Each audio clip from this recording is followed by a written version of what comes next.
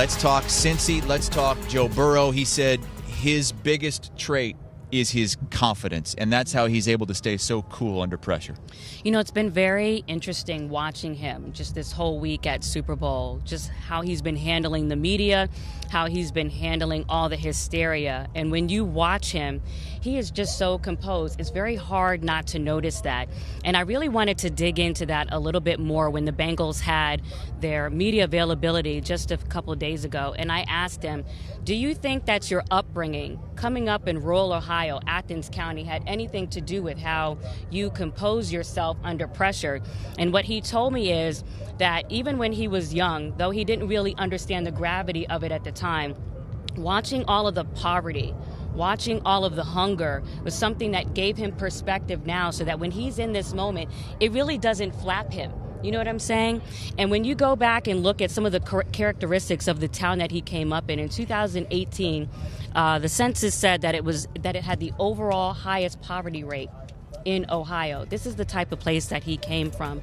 So now when he puts that in perspective, you can understand why he has the best passer rating under pressure this season at 89.6. This is like nothing to him.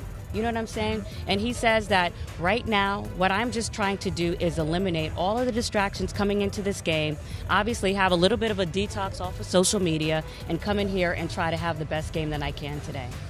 See, I think there are certain guys who have it. You just see it. We've seen it in the quarterback position for decades and decades and decades. Joe Burrow doesn't have the biggest arm. He's not the biggest guy, but he has it. And I think a lot of that has to do from his physical being in terms of what he knows he can do and what he can't do, but also from the fact that he's the son of a coach. He watched his father come home after losing a game. It's supposed to be the worst time of your life that night. You know how coaches are. Oh, my God. And they walk in the house, the son's there, and off it goes. You start getting ready for the next game. That's how he is. You put it in the rearview mirror and you go on. You put the next play in the rearview mirror and you go on. And that's why he has it. He has swagger. He's not fazed. You mentioned it. He doesn't get fazed by anything. And I'm sure his upbringing had something to do with it. But I think being the son of a coach has prepared him for a life in the National Football League. And that is part of his upbringing. Yeah. You know, his family ties, you know, just what you're talking about as far as the history of his father as well, the environment, all of those things are part of his mental state. And it really is interesting to watch when you look at the age as far as getting to the Super Bowl in the second season.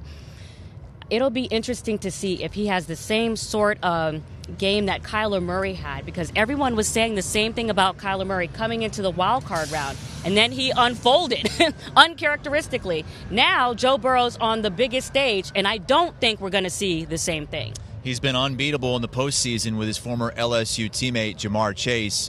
When you factor in the bowl games they played in, the playoff games they played in, the national championship they won, and the 3 playoff games here, those two 6-0 in postseason play together. And Do you want a sports network that delivers everything that matters about the game? The highlights, the picks, the instant analysis, no yelling, no fake debates, no politics. Hit the subscribe button and never miss a moment.